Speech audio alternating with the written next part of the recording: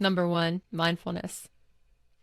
And I have to tell you, for me personally, it's putting God first.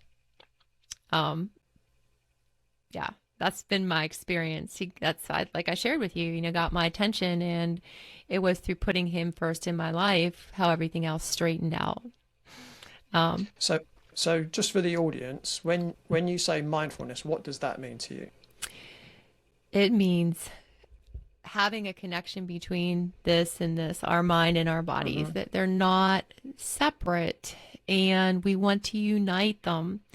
And for me, and Haley, I'm going to tell you, I do this work for a reason because innately by nature, I am high strung, driven, hype A, or whatever. I don't want to give myself a label, but I am. And so I know how important it is to calm down, have that time to slow down, Mm. focus on breathing, and then applying that into whatever it is, the movement that I do, whether it's restorative stretching or fascia release or therapeutic Pilates, whatever it is. But those are what resonate for me. And yeah, so it's listening to our bodies, like you said, not ignoring them, not pushing through pain. I'm not a believer in pushing through pain. Um, Mm. unless you're seeing a doctor and they have parameters set up where you're going to feel a little pain. I mean, there's I was working with somebody this morning like that. There's always going to be gray areas, but in general, what I'm talking about is ignoring our body and Mm. pushing through pain, and not wanting to know what's going on with that. It's a holistic approach to me, mindfulness, and it's being in the present, Mm. because right here and right now, a lot of times, and let me tell you this, I have to be reminded of this daily. Right now, we're talking, it's reminding me, and I'll have to remind myself again throughout the day because my mind, and like a lot of us, we want to live in the future or the past, but you know, here in the present is where everything happens. That's how, Mm. you know, so that's what I mean. So in addition to mindfulness, what other key elements would you say contribute to injury prevention and a pain-free life? I would say a balanced approach to all this, and I think that I see it more as a lifestyle um, than a set of exercises Mm. or whatever you want to talk about. It's like how are we living our lives, and how can we include the things we need to take care of our bodies into our lives in a manner that's conducive to us as an individual without I was interviewing a client the other day, and I loved how she put it, giving ourselves permission Mm. to not be 100% perfect. I don't like the word perfect, right? Mm. Because we're all going to fall short, myself included. We're going to fall off, and that's okay.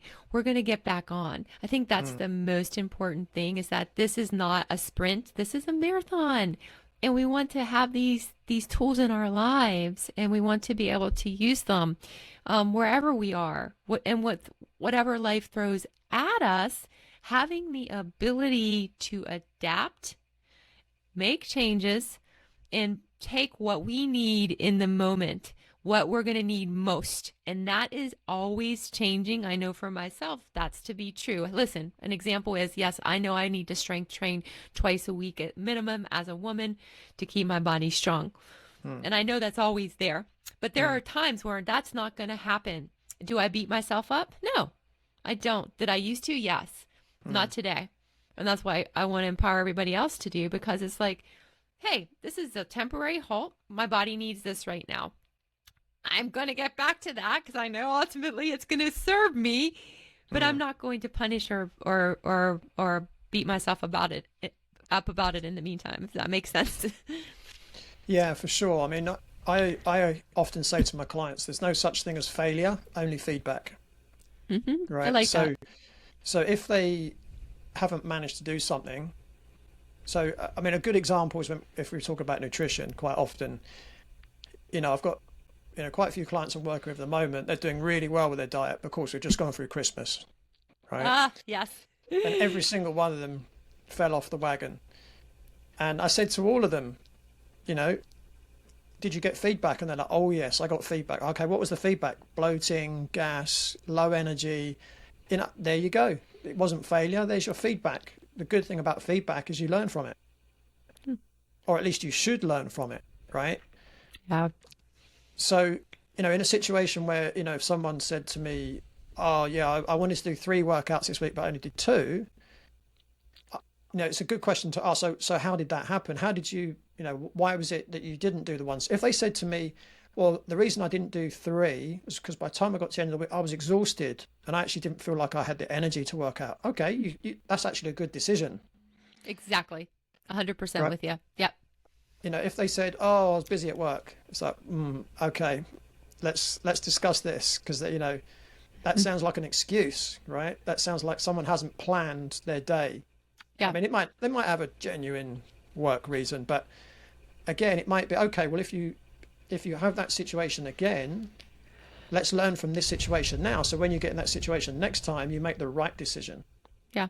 Yeah. I like that. I like that because you're right. It's like there can be different reasons for not showing up to something that we've committed to do. But I think a lot of times it's asking those questions because we really don't know until we get to know the person. Mm, And as you probably have experienced that a lot of times it can be the not planning, not prioritizing, not making time for our health or our wellness, and letting other things get in the way, and not staying true to ourselves. But then it can be the flip side. So that's really well said. I like that, Lee. mm. And I guess the other thing that's always important in those situations is to remind themselves why they want to do the 3 workouts a week, right? Yeah. What's the motivation? Because if you keep your mind on the goal, or as I often say to my clients, keep your eyes on the prize. Hmm. If you've got that in the back of your mind, there's your motivation.